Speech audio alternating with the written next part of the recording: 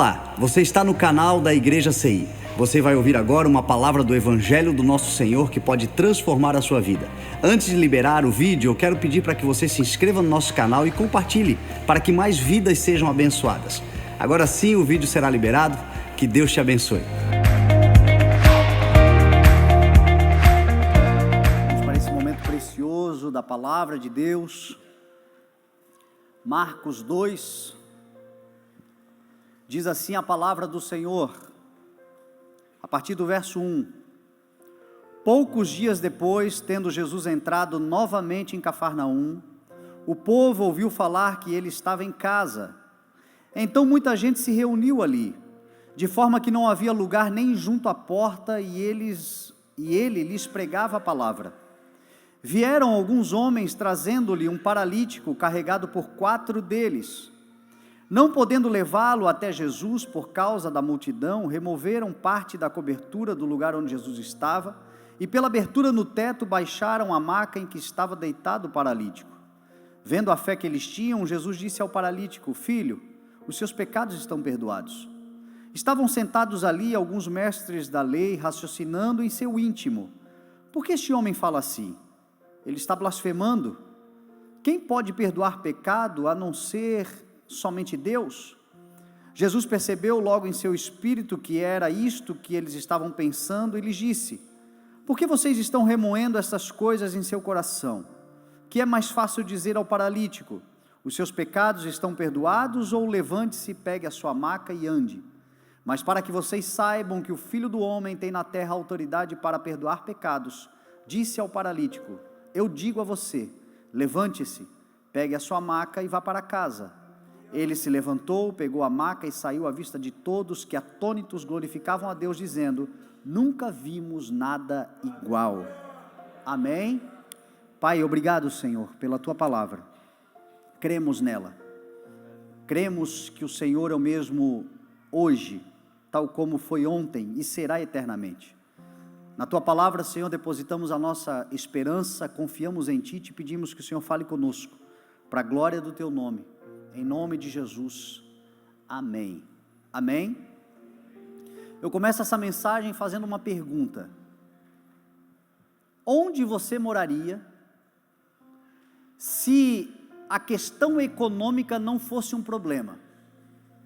Se o problema não fosse financeiro e você pudesse escolher o lugar aonde morar, aonde você moraria? Talvez uma chácara você compraria, uma casa no campo, um condomínio fechado, talvez uma casa na praia, talvez uma cobertura no prédio mais alto da nossa cidade ou do Brasil. Talvez você não moraria em Itajaí, talvez você escolheria morar em outra cidade, em outra nação, quem sabe. Se a questão não fosse econômica, eu pudesse escolher o lugar aonde morar, onde eu moraria. Eu não posso falar por você, posso falar por mim. Um lugar que eu tenho no meu coração como um sonho, não é só meu, mas da minha família. Se um dia Deus nos abençoar, o lugar que nós queremos morar é lá na Beira-Rio, aqui em Itajaí. Eu particularmente sou cria da terra, amo essa cidade, não me imagino morando fora dessa cidade. E o lugar para mim mais belo da cidade é a Beira-Rio. Não é difícil você me encontrar por lá, ora caminhando, ora tomando um caldo de cana, ora andando de bicicleta, a região ali dos moles. Eu amo demais, eu fico olhando, fascinado, os navios entrando, saindo. Às vezes eu tenho o hábito de sozinho subir o Morro da Cruz, só para ficar olhando a Boca da Barra. Acho lindo esse cenário natural, essa beleza natural que nós temos. E se Deus abençoar a minha casa, a minha família, um dia, certamente eu escolherei, com a permissão de Deus, morar em um daqueles prédios que tem essa vista, a vista da Beira-Rio. Jesus Cristo, o nosso Senhor, Ele é o Criador de todas as coisas. João capítulo 1 diz que tudo foi feito por Ele, sem Ele nada do que existe teria sido feito.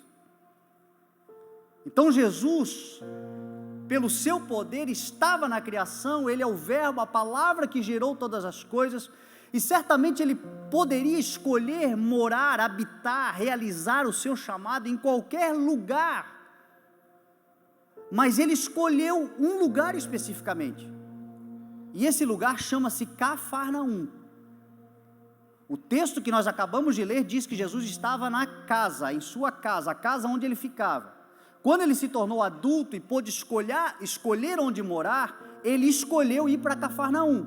Nós sabemos que ele nasceu em Belém, nós sabemos que ele passou anos da sua vida no Egito, depois eles vieram do Egito e foram morar em Nazaré, e ele passou anos também da sua vida e da sua formação em Nazaré, mas todas essas cidades ele morou por escolha dos seus pais. Quando ele escolheu onde morar, ele decidiu ir para Cafarnaum. Quem já foi em Israel sabe que, naturalmente falando, a beleza natural de Cafarnaum, da Galileia, daquela região é maravilhosa. Jesus não foi bobo em escolher Cafarnaum. É um lugar que até hoje é uma beleza proeminente. O pôr do sol, o nascer do sol, as montanhas em torno do mar da Galileia, é um lugar extraordinário. Mas Jesus certamente não escolheu por conta da beleza natural, não foi por um status social que Jesus escolheu Cafarnaum, mas foi por uma questão de geolocalização e propósito de Deus específico para a propagação do Evangelho, o propósito que ele tinha enquanto proclamador do reino, trazendo o reino de Deus para a terra. Cafarnaum era um resultado, era a consequência, era o lugar onde ele estava que gerava o resultado pelo qual ele foi chamado. Entretanto, todo resultado tem uma causa, tem uma origem. Nós somos um povo muito de resultados, nós celebramos os resultados, nós nos alegramos com os resultados, nós valorizamos pessoas que têm resultado, e de fato, resultado você pode chamar também de fruto. Resultado é importante, você olhar o fruto daquela pessoa. O problema é quando o resultado se torna mais importante do que a origem, do que a causa, do que a motivação. Quando nós celebramos o resultado, mas não honramos a origem e a causa. Romanos capítulo 1 diz que Deus entregou esta geração que antecederá a volta do Senhor Jesus, essa geração que viverá os últimos dias da terra, que culminarão na volta do Senhor Jesus. Deus entregou esta geração a uma disposição mental reprovável. Romanos capítulo 1, homens iníquos, homens avarentos, homens enganosos, homens invejosos, homens maldosos, homens que perverteram a ordem natural das coisas e de tudo que Deus criou, homens que inventam maneiras de fazer o mal, e quando não fazem, aprovam aqueles que fazem, e tudo isto por conta de uma coisa: preferiram adorar a criação do que o Criador, preferiram honrar os resultados do que a origem e a causa de todas as coisas. Jesus, quando escolheu Cafarnaum, Cafarnaum é o resultado. Cafarnaum se chama vila de conforto, mas Cafarnaum geograficamente está muito próximo do lugar onde deságua as margens do mar da Galileia, chamado de mar porque é muito grande, mas na verdade é um rio, é um lago de água doce, é onde o rio Jordão desemboca. Então forma um grande lago de água doce com muita vida, chamado de mar por conta da sua dimensão, mas é de água doce. E Cafarnaum fica às margens. A casa de Jesus, quando a gente vai a Cafarnaum, em abril, se Deus quiser, nós estaremos lá, alguns irmãos vão conosco, nós vamos visitar a casa onde Jesus ficava, e esta casa fica a 15 metros, 20 metros da praia, nas margens, mas alguns metros para o lado é onde o rio desemboca. E este rio nasce num lugar chamado Monte Hermon. O Monte Hermon é um monte que fica lá na divisa de Israel com o Líbano e com a Síria. Hoje uma área de conflito, chamado das colinas de Golã, mas pertence a Israel e sempre pertenceu, é a herança do Senhor. E o Monte Hermon, ele é muito citado na palavra de Deus, e o Monte Hermon significa santuário, é um monte que a maior parte do ano passa coberto de neves. O Salmo de número 133 fala dele, dizendo que o lugar aonde há comunhão e bênção, o lugar aonde os irmãos convivem em íntima comunhão, é um lugar semelhante ao orvalho que desce do Hermon, e que desce sobre todas as colinas de Sião. E ali naquele lugar aonde há comunhão, semelhante ao orvalho que desce do Hermon e molha as colinas de Sião, ali naquele lugar o Senhor ordena a bênção da vida para sempre. O interessante é que o Monte Hermon está a 320 e tantos quilômetros das montanhas de Sião, que é Jerusalém. Mas quando desce o orvalho, vai irrigando toda a terra e tudo floresce por onde passa. E o nome desse lugar é santuário. Esse lugar simboliza o lugar onde Deus habita. O Monte Hermon, coincidentemente, tem 2.814 metros de altura. Um número que é múltiplo de 7, se você pegar o 28 é múltiplo, se você pegar o 14 é múltiplo, se você pegar o 2.814 é múltiplo, mas deve ser só uma coincidência, só uma assinaturinha assim do Criador.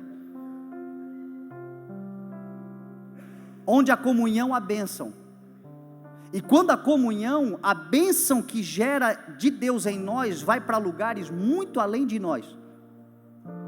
Quando o salmista escreveu que a bênção do Senhor, aonde a comunhão é como o orvalho que desce do Hermon, 300 quilômetros há 3.000 anos atrás, era uma eternidade a ser percorrida. Hoje a gente pode multiplicar pela nossa ciência, a nossa tecnologia, pelo menos por 10 isto.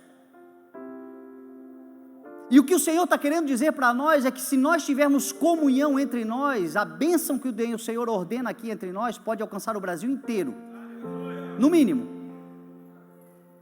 O que Deus faz entre nós por causa da nossa comunhão, por causa da nossa unidade, por conta do nosso compromisso, por conta do nosso temor, por conta da nossa unidade no mesmo propósito, no mesmo espírito, pode abençoar essa nação inteira.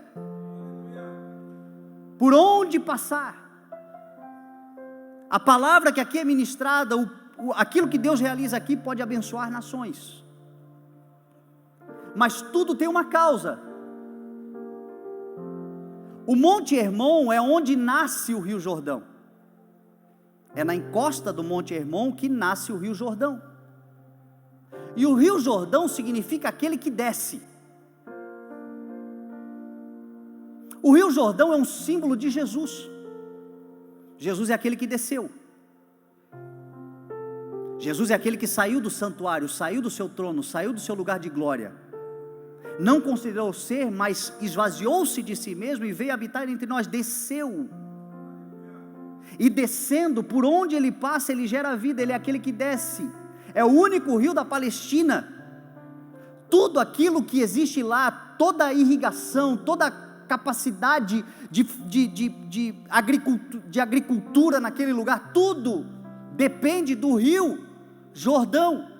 Um lugar desértico, mas onde passa o rio Jordão, ali há vida. E você vai lá, você vê frutos tal como os espias viram quando foram visitar a terra, frutos grandes, saborosos, que são resultado da irrigação desse rio poderoso, apesar de não ser proeminente como o nosso rio Amazonas. O rio Jordão, se nós compararmos com o rio Itajaiaçu, é uma vala. Tem 300 quilômetros, é um rio que a sua parte mais funda deve ter 9, 10 metros de profundidade. A grande parte da sua profundidade é 1,5 metro, 2 metros. Para nós é menos do que o rio Itajaí-Mirim, mas é poderoso. E ele desce então e ele forma o lago de Genezaré, o mar da Galileia. E esse lugar é chamado circuito. Então veja, Cafarnaum fica do ladinho disso tudo, na foz disso tudo, e é chamado Vila de Conforto. porque é assim que é a nossa vida. Quando nós estamos no Senhor, quando o nosso olhar está no alto do monte, quando nós olhamos para os céus, quando nós consagramos os nossos planos ao Senhor, quando a nossa vida tem um sentido de clamar e esperar das coisas dos céus, e o nosso caminho é Jesus Cristo, o resultado será conforto. Jesus como caminho de ida para o Pai, Jesus como caminho de relacionamento, como Jesus disse, eu sou aquele que quem entra por mim, entrará e sairá e encontrará pastagens. Jesus disse, venham a mim todos vocês que estão cansados e sobrecarregados, e eu vos aliviarei, aprendei de mim que sou manso e humilde de coração, e vocês encontrarão descanso para as vossas almas. Jesus escolheu a cidade de Cafarnaum, porque a cidade de Cafarnaum tinha muito a dizer sobre ele. O conforto, o descanso, o lugar aonde nós podemos nos encher de esperança, porque sabemos que o nosso Redentor está conosco, e é o lugar onde a gente tem que estar. Jesus escolheu Cafarnaum porque ela era uma cidade da Galileia, uma vila da Galileia, um lugar de passagem que ficava naquela região chamada círculo, porque uma promessa precisava se cumprir. A Bíblia diz que a Galileia dos gentios viu raiar uma luz, o povo que vivia no lugar de trevas raiou uma luz, então Jesus estava ali como aquela luz iluminando a Galileia, sendo o conforto, a esperança, o descanso para aqueles que estavam aflitos, no lugar onde todos passavam, como resultado, como uma promessa se cumprindo. E ali naquele lugar tinha muita gente, porque onde Jesus está, muita gente sempre está à sua volta, e aquelas pessoas foi dada uma missão, que eu creio que é semelhante à missão que você e eu temos hoje. Qual é a missão? Se o Senhor está num alto e sublime trono, os nossos olhos estão voltados para lá. Se Jesus é o caminho, é o intermédio, é o que nos conecta, é aquele que desce e nos dá acesso. Se nós estamos num lugar de conforto por tudo isto que Deus fez por nós e pelo amor de Cristo sobre nós, nós temos uma missão. Qual é a missão que nós temos? Procurar fazermos o melhor que pudermos fazer todos os dias. Sermos a melhor versão de nós mesmos todos os dias, para a glória do nome do Senhor, para a manutenção e a prevenção de tudo aquilo que o Senhor começou a fazer em nós, mas sobretudo fará também através de nós. Estarmos num lugar de conforto, porque o Senhor nos salvou, o Senhor nos regenerou, mas com uma missão de fazermos o melhor que pudermos fazer. Esse texto, apesar de não parecer, porque eu vou falar aqui de pessoas que são coadjuvantes no texto, nem são mencionadas, mas certamente existiram. Uma delas é a anfitriã ou o anfitrião da casa. Eu acredito que provavelmente é uma anfitriã, e esta anfitriã é a sogra de Pedro,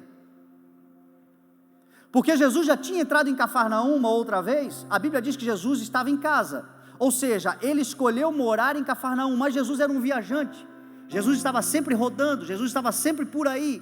Então Jesus, provavelmente nessa casa, ele tinha o seu quarto, ele tinha a sua estalagem, ele tinha a sua condição, ele tinha o seu lugar de sossego, mas ele quase nunca estava ali. Esta casa, Jesus havia entrado uma outra circunstância, onde a sogra de Pedro estava adoecida.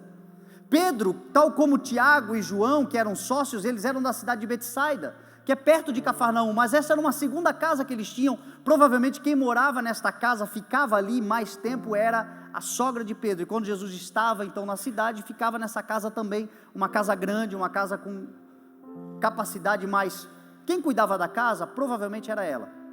uma anfitriã. Jesus era praticamente um hóspede naquela casa, e ele estava pregando a palavra, ele estava evangelizando, e diz o texto que uma multidão estava na casa.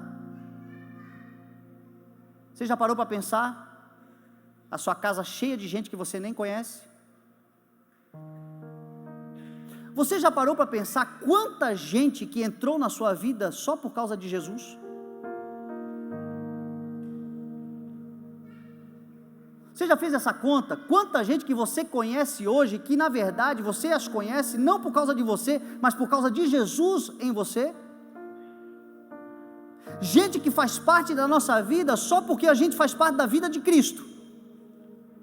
Gente que faz parte da nossa vida só porque nós estamos em Cristo, como Ele disse, vocês em mim, eu em vocês. E por conta disso, essas pessoas passam agora a fazer parte da nossa vida também. Enchem a nossa casa, entram na nossa casa, se aproveitam das coisas da nossa casa, muitas vezes são mal educados dentro da nossa casa, mas estão ali por causa de Jesus e não por causa de nós. A pergunta é: será que nós estamos tratando direito essas pessoas? Será que nós já temos a consciência de que elas estão ali por causa de Jesus? Jesus é o principal hóspede, Jesus está dentro da nossa casa, mas com Jesus vem muita gente também. Eu tenho uma rede social que eu prego o evangelho nela. A rede social já não é minha há muito tempo, ela é muito mais voltada para o evangelho do que para a minha vida particular. E eu tenho consciência que provavelmente mais de 90% das pessoas que estão na minha rede social estão ali por causa de Jesus e não por causa de mim.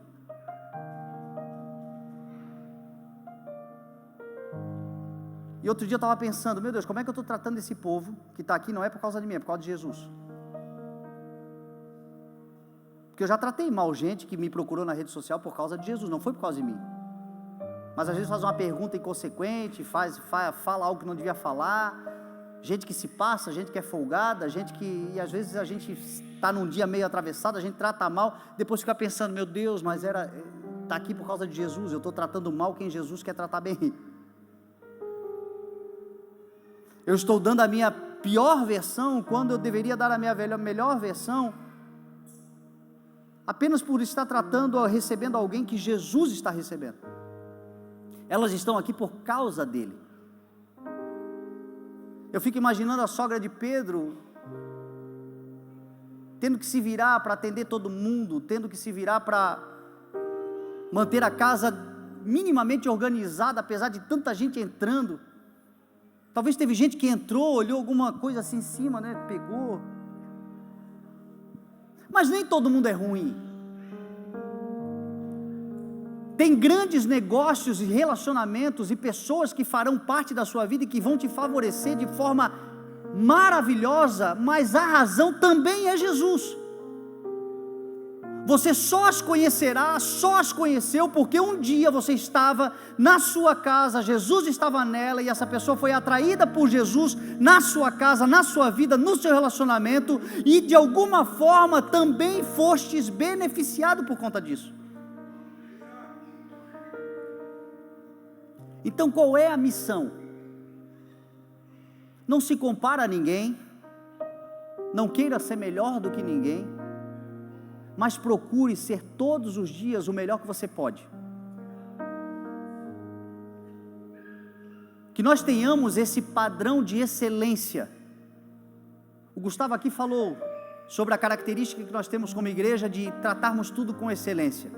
Eu já defini excelência para a igreja várias vezes. Não é ser melhor do que os outros, mas é fazer o melhor com aquilo que pode, com aquilo que tem, com aquilo que é capaz, mas fazer o seu melhor todos os dias, dar o seu melhor todos os dias, procurar glorificar a Deus com a sua capacidade máxima todos os dias, servir. Diz a palavra que a primeira vez que Jesus encontrou a sogra de Pedro, ela estava febril, doente, acamada, mas Jesus falou com ela, repreendeu a febre dela e ela prontamente foi curada, e diz a palavra que imediatamente ela se levantou e foi servir, e eu tenho certeza que serviu com excelência, serviu dando o seu melhor, serviu tão bem que a casa dela é visitada até hoje, está lá, todo mundo que vai a Cafarnaum passa na casa da sogra de Pedro, porque tem um histórico de excelência no serviço, de acolhimento na recepção, e isto passa de geração em geração, e eu creio que se nós estamos nesse lugar no Senhor, que o Senhor conquistou para nós, a nossa missão é representar Jesus Cristo, acolhendo como Ele acolheria, zelando como Ele zelaria se estivesse no nosso lugar, fazendo o nosso melhor.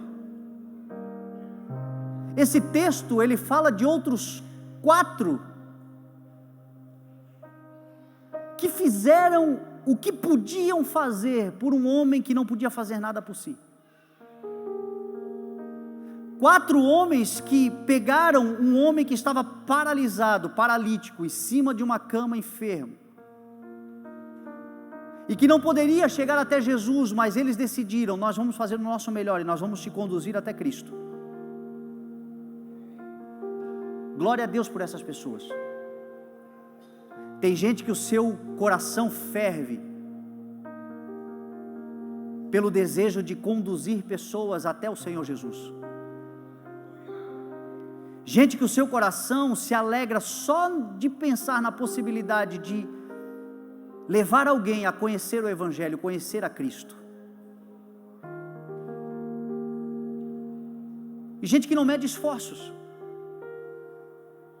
gente que é amiga, gente que é companheira, gente que nasce ali, no meio da tribulação, no meio da angústia de alguém, a fraternidade se mostra leal, companheiro, amigo, como diz a palavra, na dificuldade nasce um irmão.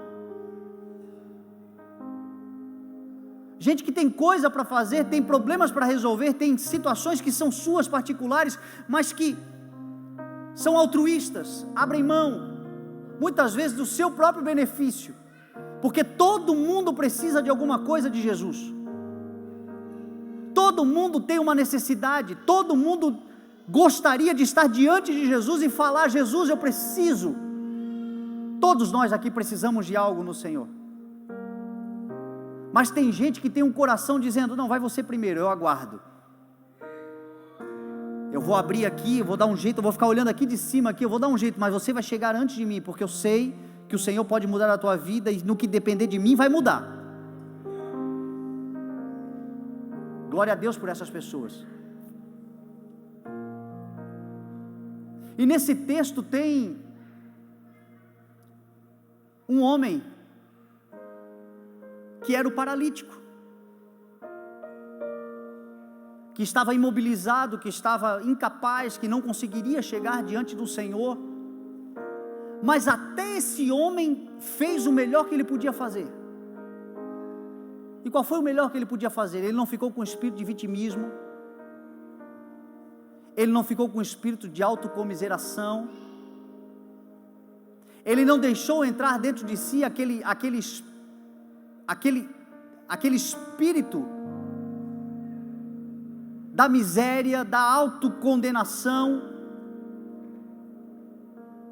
mas ele se propôs, ele se deixou, ele foi e fez também um esforço. Imagina aquele homem numa maca, tendo que descer um telhado, numa condição de 2000 anos atrás, sabe-se lá o que eles fizeram, mas não tinha roldanas, com certeza, não tinha talhas, com certeza, não havia ali um guindaste, com certeza. Aquele homem desceu de forma precária e dentro da sua capacidade de mobilidade, fez o máximo que podia para estar diante do Senhor, não se deixou ser vítima do seu problema.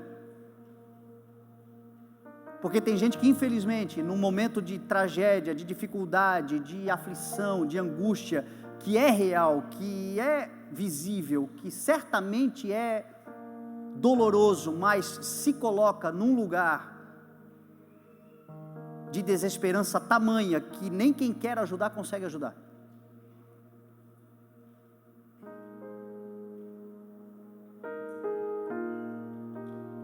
Eu conheço gente que quer ajudar gente, mas as pessoas não permitem ser ajudadas, porque desistiram. Nós estamos falando de um texto aonde o Senhor faz um milagre sobrenatural, um Deus capaz de fazer coisas impossíveis.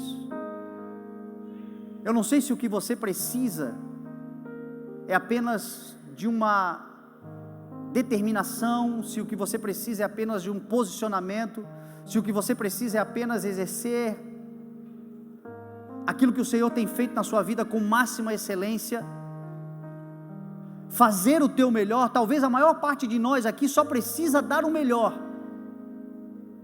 de si mesmo, porque todo o resto nós já recebemos os dons, os talentos, as aptidões, as conexões, já recebemos a visão, já recebemos a promessa, já recebemos o chamado, já temos tudo o que precisamos, só precisamos agora andar nessa direção.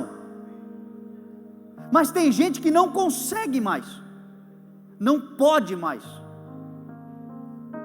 Mas deixa eu dizer uma coisa você pode fazer: você pode crer, você pode confiar, e você pode ter a certeza que aquilo que você não consegue fazer, o Senhor vai levantar pessoas que vão te ajudar a realizar e vão te colocar diante do Senhor. E você vai estar diante do Senhor, e diante do Senhor você vai receber o que você precisa.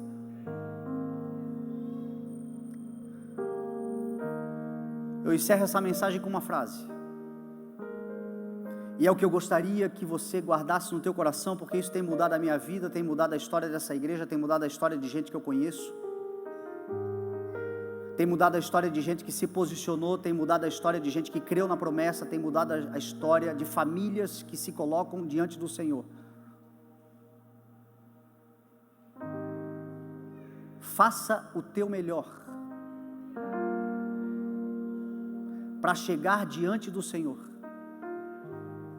e o Senhor fará melhor do que você imaginou.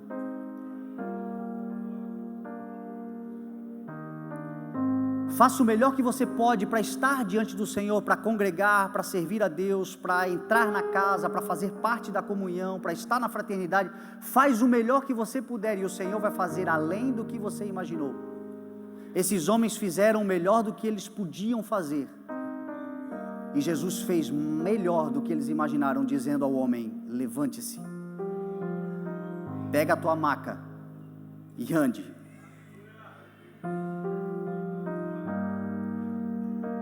O milagre sobrenatural aconteceu depois que aquilo que era natural, aquilo que era humano, aquilo que era capacidade deles, aquilo que era potencialidade deles, aquilo que eles podiam realizar, aquilo que lhes cabia, aquilo que era a capacidade que eles tinham, eles fizeram. E quando eles chegaram no limite deles, o limite do Senhor, ou melhor, o poder ilimitado do Senhor, se manifestou. Nós temos promessas, nós temos uma chamada do Senhor, nós estamos entrando num mês em que começa um novo tempo, um tempo de florescimento, um tempo de flores, um tempo de frutificação, um tempo de colheita,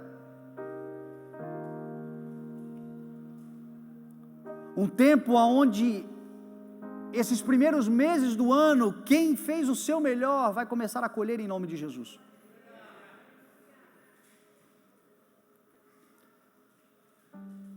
Quem fez o que podia vai começar a colher em nome de Jesus. Mas a promessa do Senhor é que colhamos infinitamente mais. A promessa do Senhor é que o Senhor certamente nos levará a um lugar maior e melhor do que pensamos. Nós temos as bênçãos do Senhor sobre a nossa vida, nós temos as bênçãos essenciais, quanto ao que comer, quanto ao que beber, quanto ao que vestir. Não se preocupem com isto, os pagãos correm atrás dessas coisas, mas o Pai sabe que vocês precisam delas, não se preocupem com isto. Nós temos as bênçãos peticionais, que são aquelas que nós chegamos, e Jesus disse: aquele que tiver vontade, peça, bata, busque. Porque todo aquele que pede recebe, todo aquele que busca encontra, todo aquele que bate a porta lhe será aberta. Insistam na oração, naquilo que vocês sabem que é importante, os desejos dos seus corações, aquilo que alinha-se com o meu propósito na vida de vocês, mas que vai dar a vocês descanso, tranquilidade. Não tem gente que tenha o orgulho de dizer: eu não tenho que pedir nada para o Senhor, está perdendo a oportunidade de chegar diante de um Pai generoso, que quer dar aquilo que nós pedimos. E tem as bênçãos que são sobrenaturais, aquelas que Ele faz infinitamente mais, além de tudo que pedimos ou pensamos. O Senhor só espera que, se o nosso olhar é para o monte alto do Senhor, de onde vem o socorro, se o que nos liga a este lugar é Cristo, Senhor, e se isto conforta o nosso coração, façamos o nosso melhor para estarmos diante do Senhor Jesus, e Jesus fará muito além do que imaginamos, para a glorificação do seu nome. Nesse mês de setembro, eu gostaria de deixar para você esse conselho: é tempo de florescimento, é tempo do Senhor começar a estabelecer coisas que Ele prometeu já há muito tempo sobre a sua vida também. A palavra diz em Gálatas: e não nos cansemos de fazer o bem, pois no tempo próprio colheremos, se não desanimarmos. Ah, mas já tem muita gente na fila. Abre o teto, meu irmão, te joga para dentro. Dá o teu jeito para chegar diante de Jesus. Seja igual a mulher do fluxo de sangue. Eu vou dar o meu jeito, mas se eu tão somente tocar, eu sei que eu serei curada.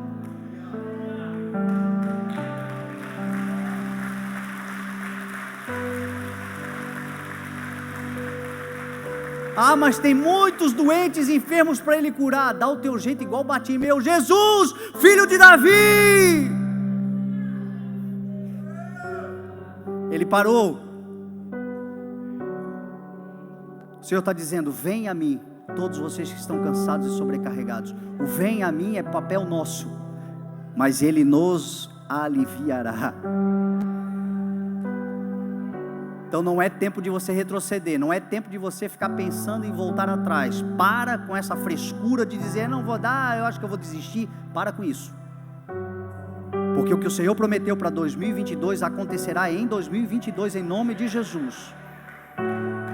Só dá o teu jeito de chegar diante do Senhor, e Ele vai fazer o que você nem imaginou.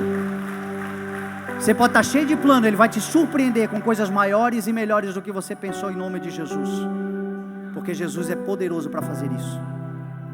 Nós estamos entre irmãos, uma igreja que aqueles que conseguem carregar alguém, carregam.